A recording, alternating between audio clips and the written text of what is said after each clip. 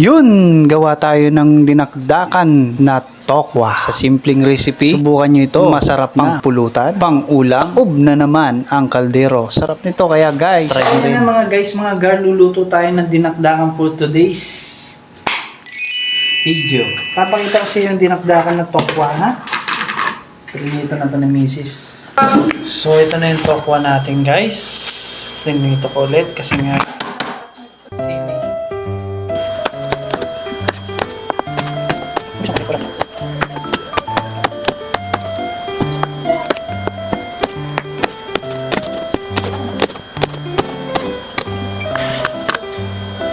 Sa atin sibuyas.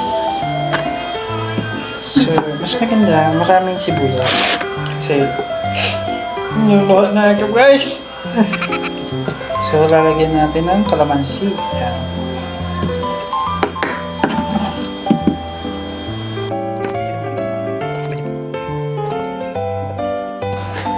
Ituhan dito. Gagawa ko ng sauce ngayon for today's mayonnaise, and then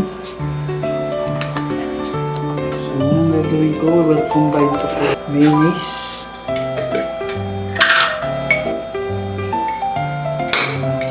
siguro mga basta mga flavor squid, kahit kalahati lang pwede na. Oyster sauce. Yun, oyster sauce natin guys. Yes. Ito na yan. Tapos, paminta.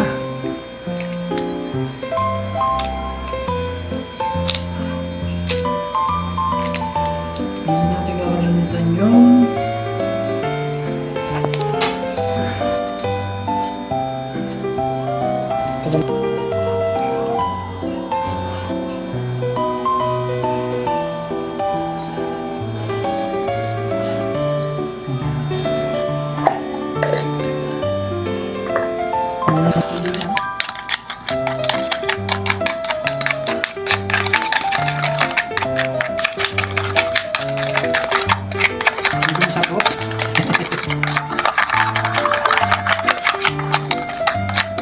sana maging maganda yung resort. Ayan lang natin ang mag-welcome bunch. Guys,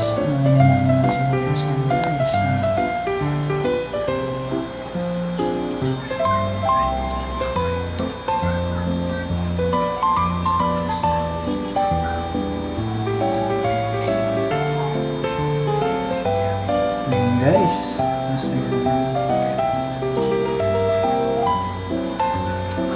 ito ang panali.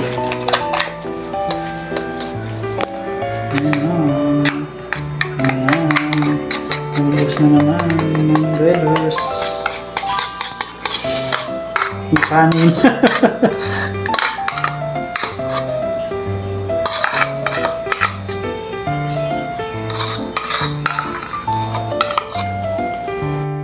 Kung umabot ka man dito sa part na ito, comment down below kung taga saan kayo.